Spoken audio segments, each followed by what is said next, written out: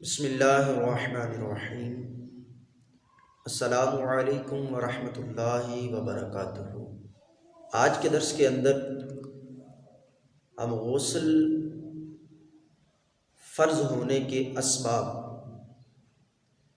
यानी वो कौन से असबाब हैं जिनकी वजह से गुस्ल फ़र्ज़ हो जाता है। रब्बुल जलाल ने कुरान मजीद फुरकान हमीद में इरशाद फरमाया, इन कुंतुम जुनबन फत्तहरू, जब तुम जुम्बी हो यानी बेगुस्ले हो तो फिर खूब पाकी हासिल करो यानी गुस्ल कर लो।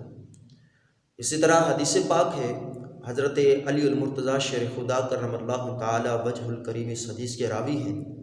अब फरमाते हैं कि हुजूर सल्लल्लाहु अलैहि वसल्लम ने इरशाद फरमाया कि जिस घर के अंदर तस्वीर, कुत्ता और जुम्बी यानी बेगुस्ला शख्स हो,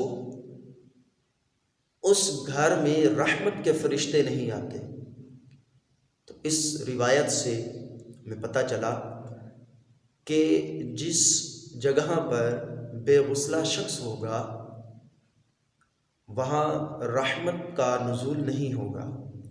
वो असबाब हम सुनते हैं जिनकी वजह से गुस्ल फ़र्ज़ होता है। फ़ुक़हा किराम रहिमहुमुल्लाह सलाम ने गुस्ल फ़र्ज़ होने के 5 बड़े असबाब बयान फरमाए हैं। नंबर 1, एहतिलाम का होना। इसकी वजाहत भी साथ ही सुन लें। एहतिलाम रात या दिन में जब इंसान सोता है तो नींद की कैफियत के अंदर कभी ख्वाब के ज़रिए और कभी बग़ैर ख्वाब के एहतिलाम होता है, यानी मादाए मनविया का इखराज होता है। अगर सोते में एहतिलाम हो जाए और उठने के बाद एहतिलाम के असरात यानी मनी के असरात कपड़े पर या जिस्म पर मौजूद हों तो गुस्ल जो है फ़र्ज़ हो जाता है। ख्वा एहतिलाम होना याद हो या ना याद हो, अगर कपड़ों पर निशान है गुस्ल फ़र्ज़ हो जाता है।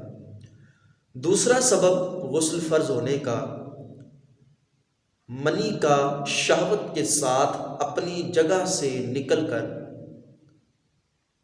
उज़्व से खारिज हो जाना, यानी मादा मनविया जो है शहवत की वजह से अपनी जगह से निकले और निकलकर उज़्व से खारिज हो जाए, निकल जाए, तो इससे भी गुस्ल फ़र्ज़ हो जाता है। नंबर 3, औरत की शर्मगाह में हशफा यानी सुपारी का दाखिल हो जाना, इंजाल हो या ना हो, दोनों पर गुस्ल फ़र्ज़ कर देता है। मतलब आसान लफ्ज़ों में इसका मतलब ये होगा कि औरत की शर्मगाह में अगर मर्द का उज़्व तनासुल का अगला हिस्सा दाखिल हो जाए, ख्वा इंजाल हो या ना हो, यानी मनी का इखराज हो या ना हो, दोनों पर यानी मर्द और औरत दोनों पर गुस्ल लाजिम कर देता है। Number 4, has. ख़वातीन को हर माह चंद अय्याम के लिए ब्लीडिंग होती है, जिसे हमारे यहाँ अय्याम मखसूसा या पीरियड के दिन या बारी के अय्याम भी कहा जाता है। इसकी कम से कम मुद्दत 3 दिन और ज़्यादा से ज़्यादा 10 दिन है। अगर 3 दिन से कम हो तो ये हैज़ नहीं बल्कि बीमारी यानी इस्तिहाज़ा है। और अगर 10 दिन से ज़ायद हो तब भी ये हैज़ नहीं बल्कि इस्तिहाज़ा यानी बीमारी होगी। हैज़ से फारिग होने के बाद या अय्याम मखसूसा से फरागत के बाद ख़वातीन पर गुस्ल करना फ़र्ज़ होता है। और यह भी याद रहे कि अय्याम मखसूसा के अंदर औरत ना तो कुरान पढ़ सकती है, ना नमाज वग़ैरह पढ़ सकती है, ना रोज़ा रख सकती है। इन अय्याम के अंदर औरत को नमाज मुआफ़ होती है, जबकि अगर रमज़ान के फ़र्ज़ रोज़े आ जाएं तो उन रोज़ों की क़ज़ा इसके ज़िम्मे लाजिम होती है। उसके बाद गुस्ल के फ़र्ज़ होने के असबाब में से जो 5वें नंबर पर सबब है वो है निफास। निफास किसको कहा जाता है? ख़वातीन को बच्चे की विलादत के बाद जो ब्लीडिंग होती है इसे निफास कहा जाता है। शरीयत मुत्तहरा ने इसकी जो मुद्दत बयान की उसमें ज़्यादा से ज़्यादा 40 दिन तक निफास है और कम से कम शरीयत मुत्तहरा ने इसकी कोई मुद्दत बयान नहीं की। तो जब औरत निफास से फारिग होगी तो उस वक्त भी इस पर गुस्ल करना लाजिम होगा, फ़र्ज होगा। निफास की हालत में भी औरत नमाज, कुरान, रोज़ा वग़ैरह नहीं रख सकती। आखिर में निफास के हवाले से थोड़ी सी तफसील बयान किए देता हूँ। हमारी ख़वातीन के अंदर ये बात मशहूर है कि बच्चा जनने के बाद, बच्चा पैदा करने के बाद औरत 40 दिन तक नापाक रहती है, जिसे हमारे यहाँ छीला भी कहा जाता है।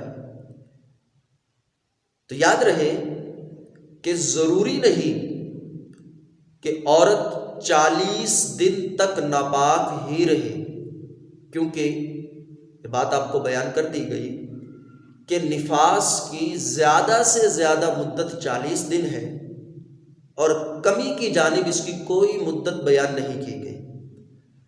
यानी ऐसा हो सकता है कि 40 दिन से कबल, 40 दिन पूरे होने से पहले ही ब्लीडिंग बंद हो जाए।